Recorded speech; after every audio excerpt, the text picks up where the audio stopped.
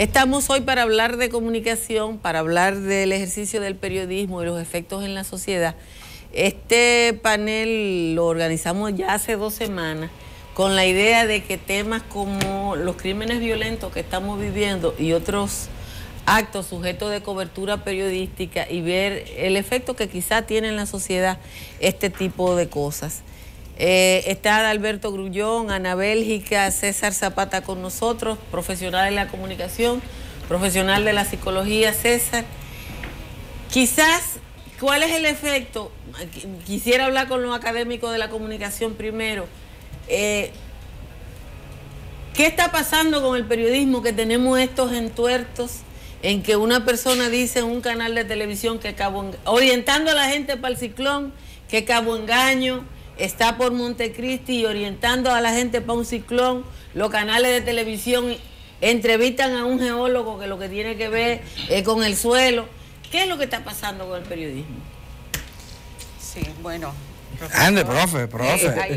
Hay una demanda muy grande de formación. Yo creo que es una parte que nos toca a los docentes de comunicación, pero hay una demanda muy grande en cuanto a la formación, a la estructuración de esa formación en nuestros jóvenes. Estamos trabajando con jóvenes que son ya no millennials, son centennials, empiezan a tener ya otras experiencias y tienen demasiada información que no está focalizada. Entonces tenemos gente que está orientando, como tú decías, a las personas y que no tienen esa debida formación para orientar a otros. Yo creo que ahí hay un compromiso que tenemos que asumir todos, las academias, también el sistema educativo, porque esas deficiencias que tú mencionas son del sistema educativo base. O sea, tenemos que conocer qué es lo que está pasando en nuestras escuelas. Pero ¿a partir de qué? A partir de las políticas públicas que se establecen para la educación y a partir de las experiencias que tenemos con el tema de la cultura, la promoción de la cultura, no solo desde un Ministerio de Educación, sino también desde un Ministerio de Cultura, que no vemos acciones concretas en ese sentido. Hay un problema y este para los tres. Hay comunicadores, hay periodistas y hay informadores públicos, porque el nuevo modelo de comunicación que tiene el mundo hoy ha producido una plataforma horizontal donde se mezcla todo y es muy difícil establecer frontera entre un periodista, un comunicador social. Explíquenme. Bueno, parte del problema es ese, yo creo que ha dado en el clavo. Miren, ya el periodismo no lo están ejerciendo periodistas. El 71% de la gente que está en los medios de comunicación, hablando por la radio, por la televisión, sobre todo por la radio y la televisión, e inclusive escribiendo en los periódicos, nunca ha ido a una escuela de comunicación social, no fue necesario. Y es que el país, bueno, este es un fenómeno que está ocurriendo en gran parte del mundo, no es exclusivo de la República Dominicana, pero en el caso nuestro... La crítica es global. Es global, el caso nuestro, en nuestro país se han proliferado los medios de comunicación de manera extraordinaria. Tú tienes hoy 90 compañías de cables, de televisión por cable, y cada una de esas compañías tiene programas. Señores, hay óiganme esto, 132 canales locales de televisión. Y en esa cantidad de canales hay 1.240 programas. ¿Y quién lo ve? Lo ve la gente en su localidad. Sí. Eso es lo que está haciendo opinión pública en esa localidad. Pero ahí hay agrónomos, ahí hay médicos, ahí hay lúmpenes, hay gente que no es bachiller haciendo programas. O sea, está todo el mundo en esto. Y por supuesto, la responsabilidad con que deberían de manejarse los medios está ausente. César, tú eres psicólogo y conoces bien este manejo. ¿Qué ocurre cuando la comunicación llega a ese nivel de banalización que describe Adalberto? Mira, lo primero es que lo que ustedes han tocado es una cuestión muy importante, porque es el tema del intrusismo. ¿Intrusismo? Que afecta no solamente al periodismo, sino a todos los ejercicios profesionales. Cualquiera se engancha a cualquier cosa y aparece en los medios como especialista. Ahí vi yo un lector de noticias de un canal importante internacional que es consejero de pareja, de espiritual. y te escribe un libro de eso. Sí. Entonces, justamente eso toca el elemento que tocaba de señalar de la vandalización. Efectos en la conducta de la gente. Primero, un ruido. Un ruido en el sentido de que tiene múltiples informaciones que muchas de ellas son contradictorias.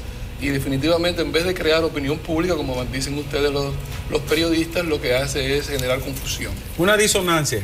Eso. Y la disonancia cognitiva, ahora que tú lo mencionas, es uno de los componentes que puede conducir a trastornos. Y esos trastornos a veces se generan a nivel colectivo. Y ahora que estamos hablando de escalada de violencia, pues entonces ponemos un elemento más al problema de la violencia. Confusión, pensamientos divergentes en torno a diferentes temas, personas con la habilidad, es decir, con predisposición a trastornos, reciben informaciones mal canalizadas y por supuesto tienen efectos nocivos en la conducta colectiva. Altagracia, y la comunicación genera narcisismo, que hay tanta gente que quiere exponerse y dejarse ver. Bueno, el tema de porque tú eres maestra de comunicación. El tema de los medios de comunicación es que cuando Adalberto y yo, que somos de la misma promoción, íbamos a la universidad, el profesor decía, el periodista no es noticia. O sea, él no se debe meter. No, que te lo decían, el periodista no es noticia. Ahora la noticia es el periodista. Eso es narcisismo. Pero es así, y inclusive fíjate que ya los noticiarios no se venden como la noticia, sino quién la presenta. ¿Quién la presenta? Y a veces el que la presenta ni siquiera ha participado en el proceso de elaboración de la noticia. Por eso tú encuentras gente que se sabe el alfabeto hasta la letra 12 y te dice que tú tienes que... Ahora hay un tema que es importante. Miren, lo que se conoció como amarillismo no es un fenómeno de ahora. Es un fenómeno viejo que había desaparecido de los diarios. Aquellos periódicos especializados en crónicas rojas fueron muy combatidos. Que chorreaba sangre. Fueron muy combatidos. Pero la televisión lo ha rehabilitado.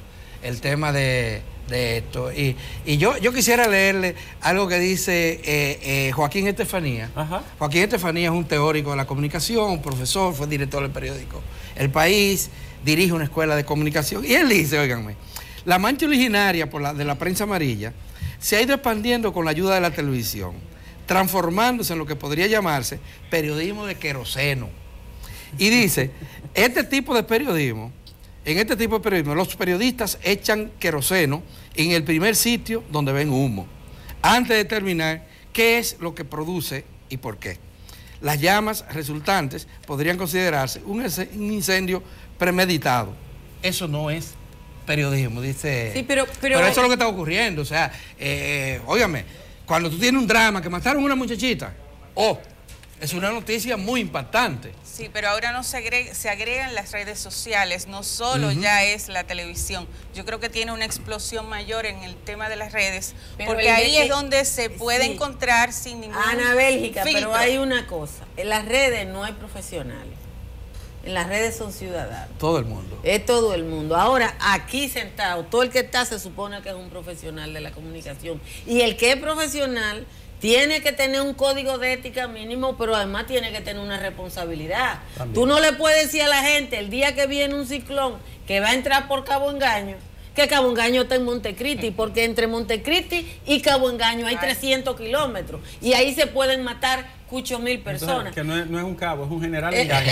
¿Tú entiendes? Entonces, cuando uno ve que en los medios de comunicación dominicanos está pasando eso, o la banalización de una muerte, o sea, ¿qué efecto tiene en la sociedad el recibir una cantidad de información de gente que no conoce la cosa? Porque es que todo un tollo lo que está pasando. Hay dos cosas importantes. Primero, los efectos traumáticos que hay en la manipulación inadecuada de información donde hay envuelto violencia.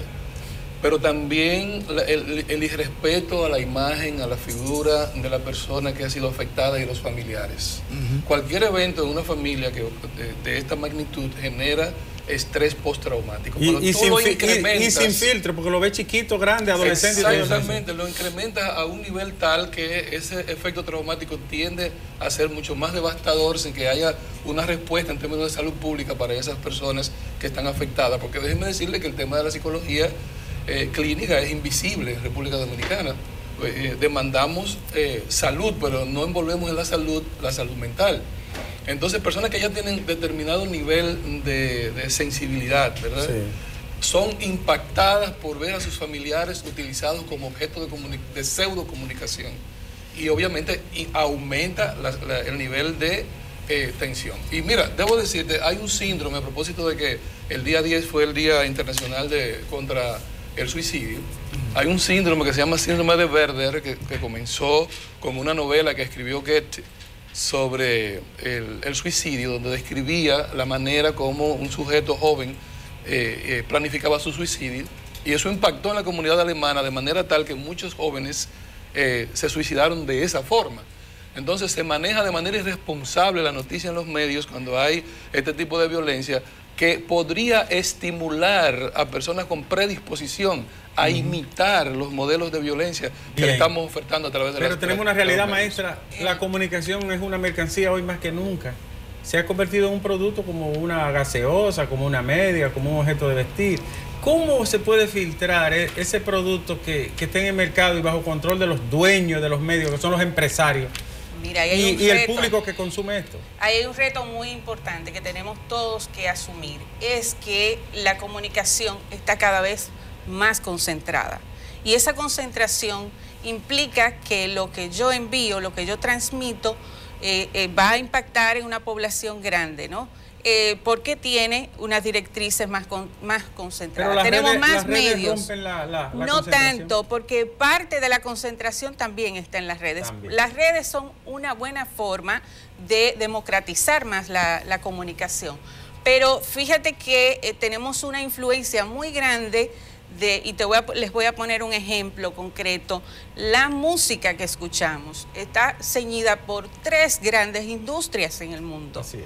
O sea, esas 3 industrias salga la red, va a salir determinan qué es lo que se va a escuchar en cada país. Y eso, el resultado que tú tienes es que los muchachos que están llegando a las universidades, tú tienes que volver otra vez detrás a interpretar lo que dicen, porque están hablando como hablan los artistas urbanos.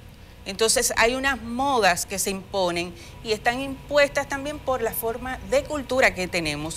Y esa forma de cultura está en la música. Tú me estás preguntando a mí, yo estoy del otro lado. No, yo te pregunto.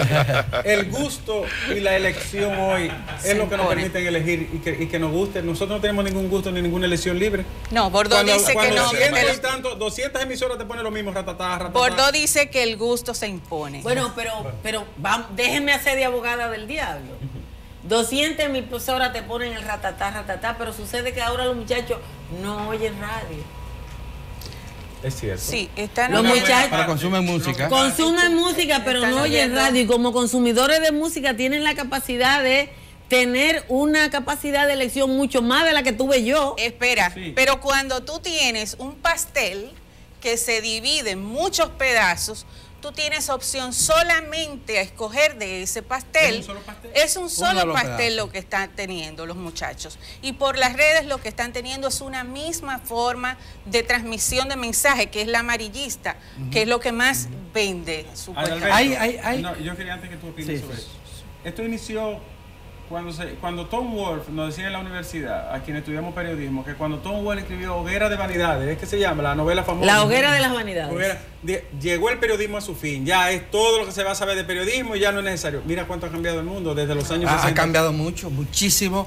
Y bueno, cuando se escribió la Hoguera de las Vanidades no había internet. Yo quiero reivindicar también el buen periodismo. Hay un buen periodismo. Porque gracias a ese buen periodismo podemos debatir estas cosas hoy en día. Y gracias a ese buen periodismo también la sociedad ha avanzado.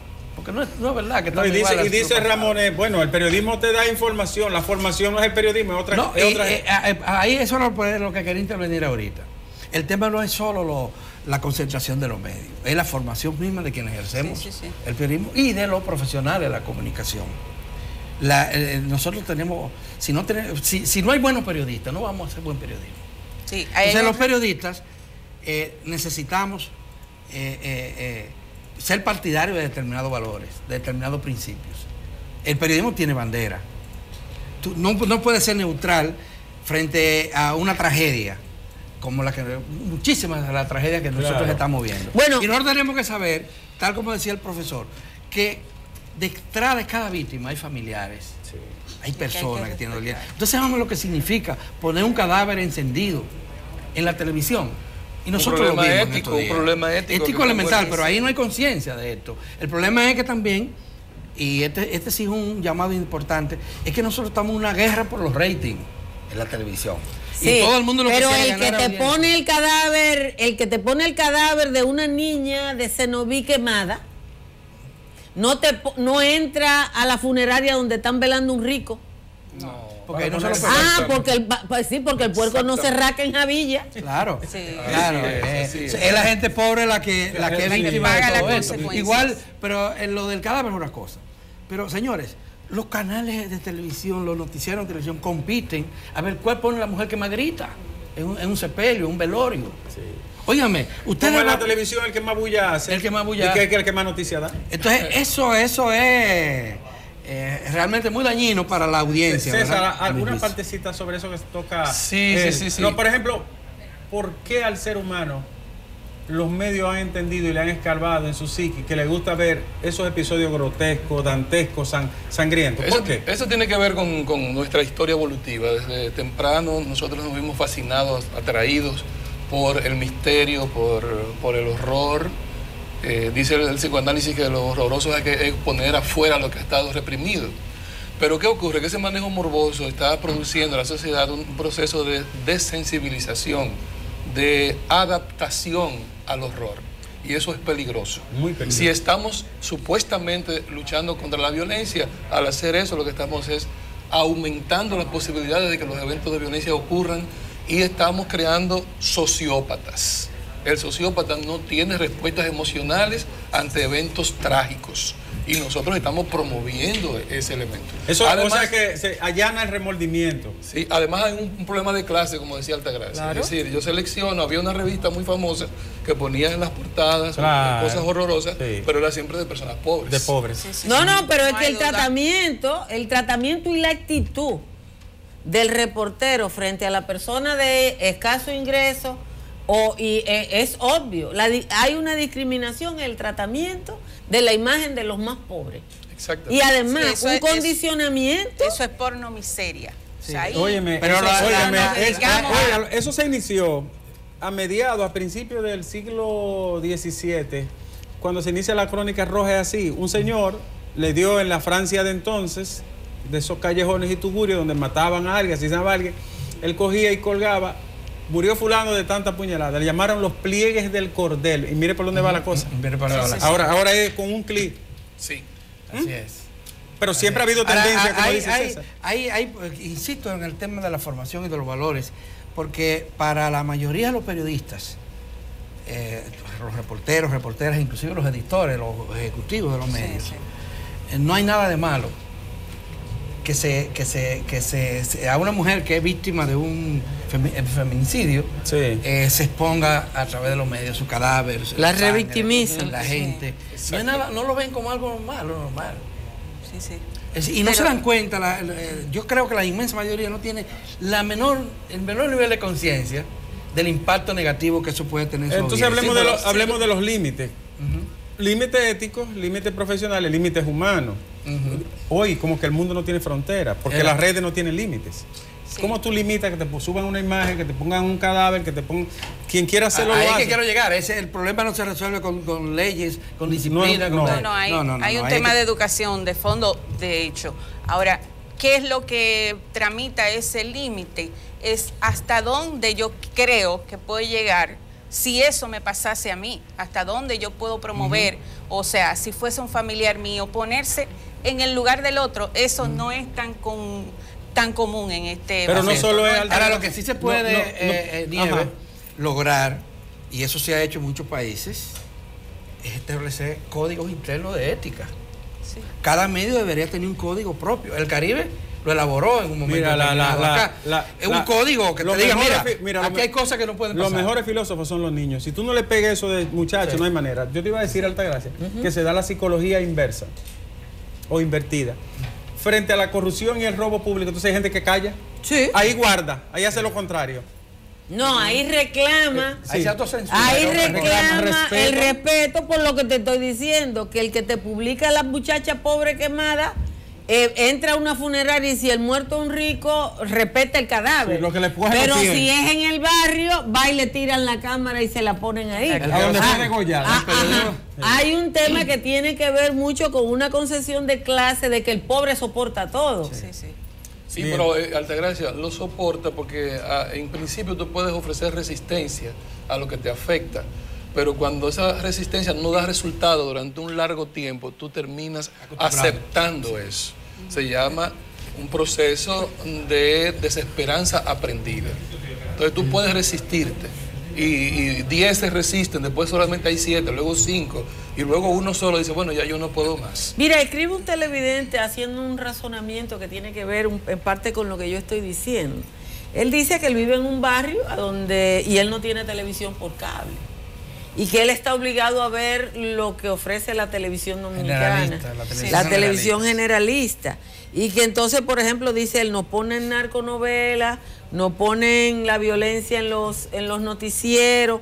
Él dice, tengo 2 niñas, ¿cómo yo saco a las niñas de eso que ven en la televisión? Es difícil, pero ahí hay una parte, lo que el profesor dice, desde dentro de los medios, y otra parte es el acompañamiento en la familia.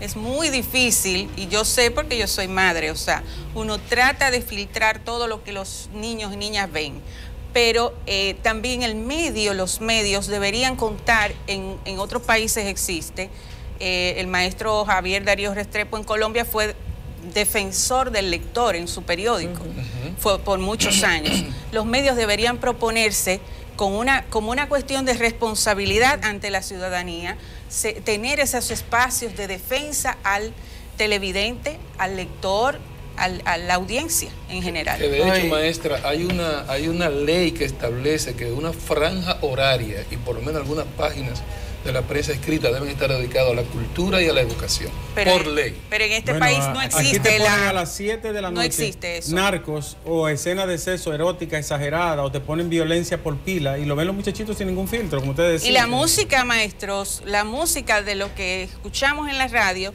es sexo explícito. Bueno, ahí hay un video que tiene 8 millones de visitas, Altagracia, que el tipo dice que o me hago rico o me pego un tiro.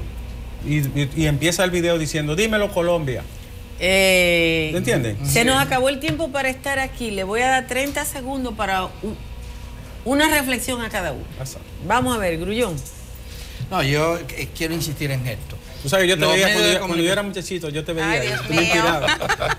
Tú y Altagracia me inspiraban en jornada. Está bien, está bien. Está bien, ese niño. Ese muchachito. Yo era loco. Mira, yo creo que el llamado es a retomar las funciones clave que le dieron origen al periodismo.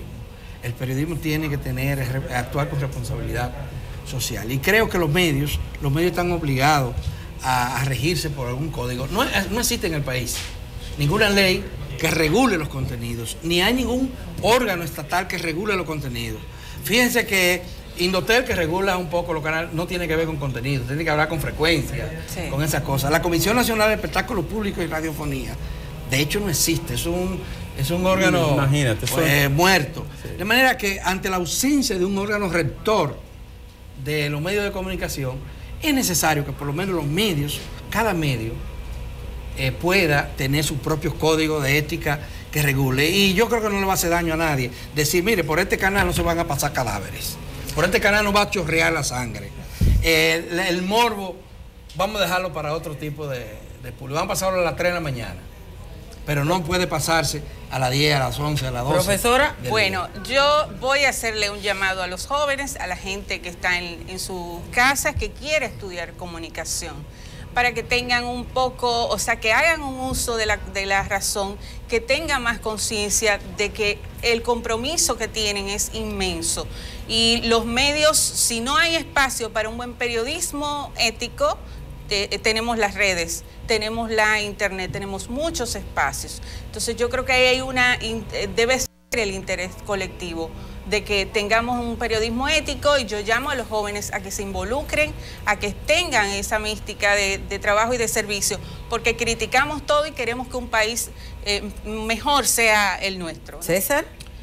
Pienso que más allá de la práctica del periodismo, al usuario, al consumidor de comunicación, tomar conciencia, recuperar el problema de los valores, volver a ese casi obsoleto concepto de familia, para crear una conciencia en el consumo de lo que indiscriminadamente se le va a seguir presentando, tanto en los medios formales como en las redes sociales, de manera que el niño tenga alguien que lo eduque con relación a qué debe consumir y a los efectos nocivos que ese consumo puede tener. Bueno, nosotros hemos dicho esto, Altagracia, porque el cerebro humano es como una computadora. Los niños van guardando todo eso en el inconsciente, y el día que le tocan el clic, simple y llanamente por ahí explota. Pues muchísimas gracias a César Zapata, a Ana Bélgica Guichardo y a Adalberto Grullón, profesores de periodismo, César psicólogo. Una jornada para reflexionar sobre lo que está pasando en los medios de comunicación. Quédese, viene para el resto del contenido.